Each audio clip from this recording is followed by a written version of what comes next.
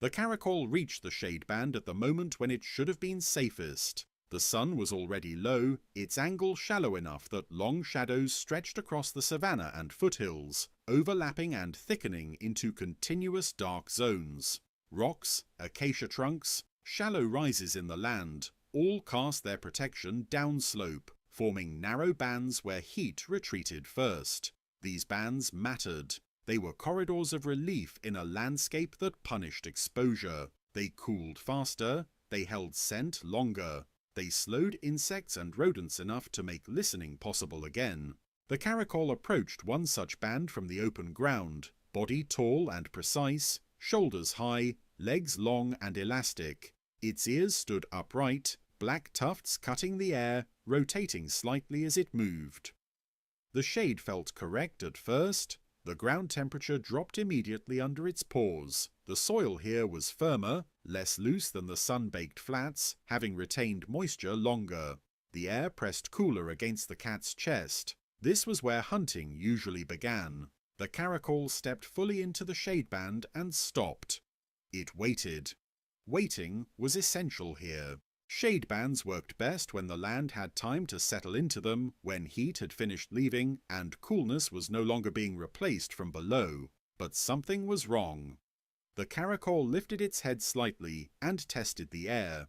The scent profile did not deepen the way it should have. Instead of becoming sharper and more layered, it remained thin, unstable. The ground was still warm, not hot, but active. The shade had arrived before the heat had finished moving. The band lay across a shallow slope of compacted earth and scattered stone. During the day, this ground absorbed heat deeply. Now, even as the surface cooled under shadow, warmth continued to rise from below. The Caracal felt it through its pads. A subtle upward pressure, not wind, thermal movement. The heat was coming back. The Caracal lowered itself into a crouch and waited longer, giving the ground a chance to finish its transition. Normally, within minutes, the shade band would stabilize. Air would stop moving upward, scent would settle into readable layers. It did not happen. Instead, the air shifted again, slightly warmer, sliding upward along the shaded strip. The band narrowed imperceptibly as cooler air was displaced. The shade was losing its advantage. The Caracal listened. Rodent movement was present, but inconsistent. Sounds arrived late, stretched, then vanished. Insects lifted briefly, then dropped back into cover. This was a broken rhythm. The Caracal advanced slowly along the band, testing different points. Where the shade crossed over rock, the ground cooled faster and stayed cool. Where it crossed compacted soil, warmth returned sooner. The band was uneven.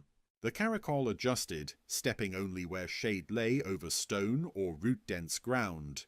Here, heat had less depth to rise from. The air stayed cooler longer. Halfway along the band, the Caracal stopped abruptly. Something moved ahead, a hare moving parallel to the shade, using it as cover. The Caracal froze, muscles coiled. Normally, this would be the moment, but the air betrayed it. As the Caracal shifted weight forward, a faint upward movement of warm air carried its scent ahead, flattening the gradient. The hare paused, not alerted, but uncertain. It did not commit to a direction. The Caracal did not strike. Striking now would mean revealing itself before the ground finished deciding what it was doing. The Caracal waited.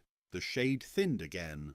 The heat was not finished. The band that should have been stable was acting like a moving edge. Cool, then warm, then cool again. It was not a place to wait.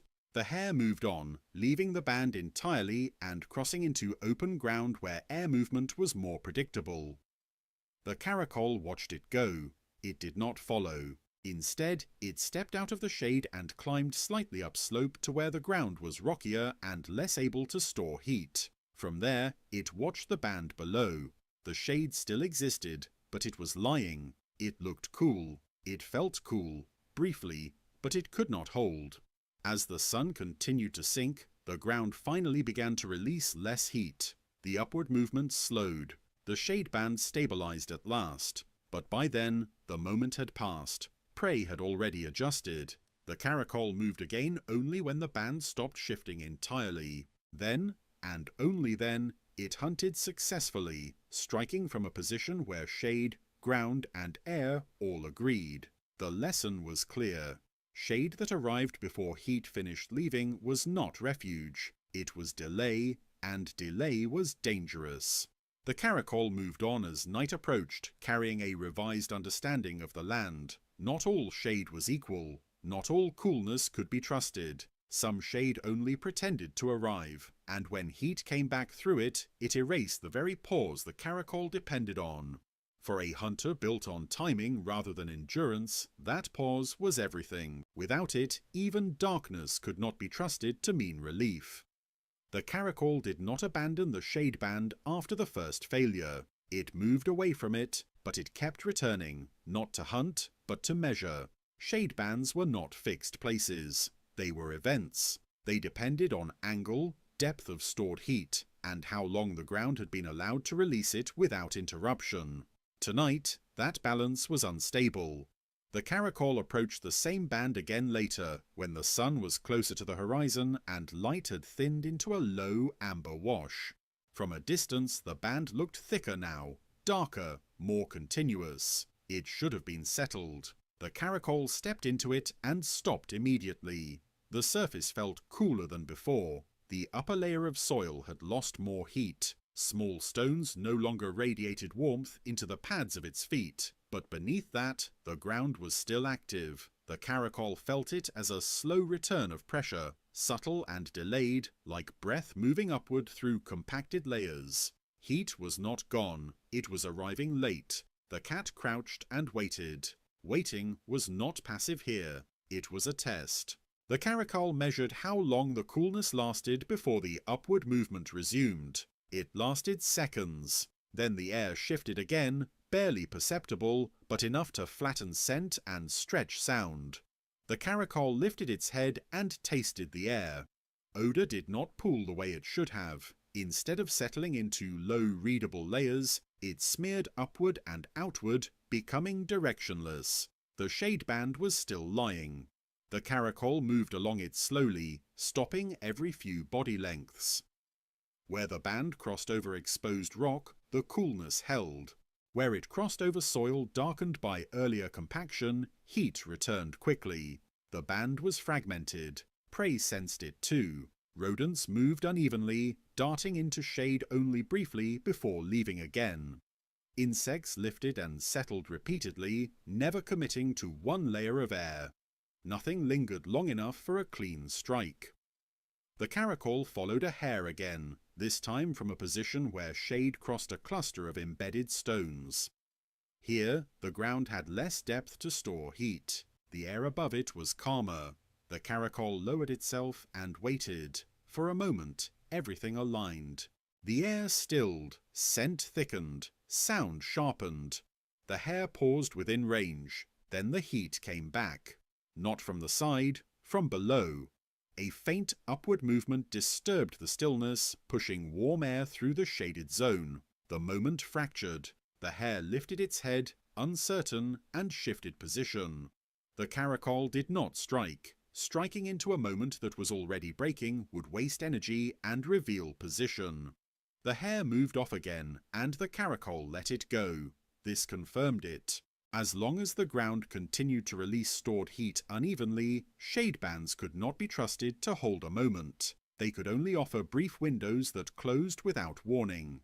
The Caracal changed its behaviour. Instead of waiting within the shade, it began waiting beyond it, positioning itself where the shade ended against rock or scrub, where heat movement was weaker and more predictable. From there, it watched prey use the band, entering and exiting it uncertainly. A rodent crossed the band quickly, then slowed as it reached cooler, honest ground. That hesitation was enough. The Caracal struck cleanly, landing where air and surface had already stabilized. After feeding, it did not return to the band. It climbed higher onto stonier ground, where shadows were smaller but more reliable. There, shade arrived later, but when it arrived, it stayed. As darkness deepened, the original band finally stabilized. Heat finished rising. Air stopped moving.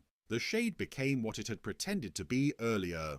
But by then, the Caracal had already adapted. It had learned not to wait for shade to behave. It waited for ground to finish remembering the day.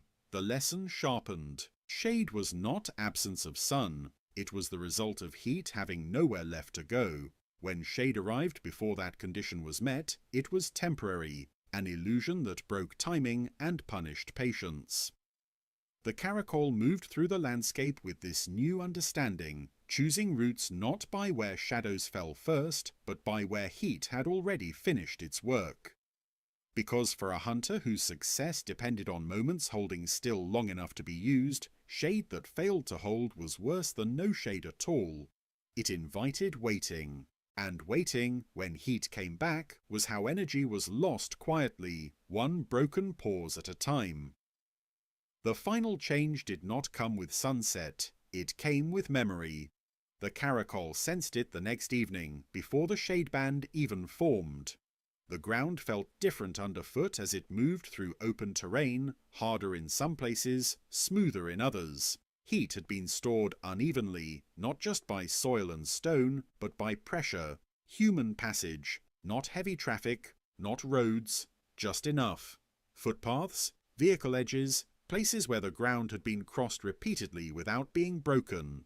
Compaction without destruction. These surfaces absorbed heat deeper during the day and released it later, and longer, than the surrounding land. The shade band that formed across them was compromised from the beginning. The Caracal approached cautiously as the sun dipped low. The band appeared on time, stretching dark across the slope. To the eye, it looked complete. To the pads, it was not. The surface cooled quickly. The subsurface did not. The Caracal stepped into the band and stopped. Immediately, it felt the same pattern as the night before, but stronger. Heat rose not in pulses now, but in a slow, continuous return. The band was being fed from below constantly. This was no longer a temporary mismatch. This was structural. The Caracal tested several points along the band. Everywhere the ground had been compacted, even lightly, the same thing happened. Shade arrived, then heat followed it upward minutes later. The shade did not fail. It was overridden. Prey behavior had already adapted. Rodents no longer waited in shade bands. They crossed them quickly or avoided them entirely, choosing open ground or rocky patches where temperature change was faster and more predictable. Insects lifted early and dispersed. The band no longer concentrated life, it scattered it. The Caracal followed once more from above, watching a hare use the band briefly, then abandon it mid-crossing as the air shifted. The animal did not know why. It only knew the moment was wrong. The Caracal did not pursue. This place had crossed a threshold. Shade that was fed by stored heat could no longer produce the pause that hunting required. Waiting inside it only drained energy and revealed position. The Caracal changed its territory accordingly. It stopped treating shade bands as corridors and began treating them as signals. Where shade returned early, heat would follow. Where shade arrived late, it would hold. The cat moved higher into broken ground where rock dominated soil. There, shade formed later, but when it did, it stayed. Heat had nowhere to hide. From there, the Caracal hunted successfully again, striking from positions where shade and ground agreed. Before leaving the area entirely, the Caracal returned once more to the compromised band and watched it from a distance as full night arrived. Eventually, long after it should have, the heat finished rising. The air stilled. The shade became real. But the delay had changed everything. Prey had moved on. Moments had passed. Energy had been spent waiting. The lesson was complete. Shade that returned heat was not broken. It was used. Used by ground that had been pressed, smoothed, taught to store more than it released. The result was a landscape where timing belonged not to sun and night, but to what had walked there before. The Caracal moved away before midnight, abandoning the band permanently. It would still hunt shade, but only where the ground beneath it had never learned to hold on to the day, because in hot land, shade was not protection by itself. Protection came only when heat had finished leaving, and did not come back asking for more time.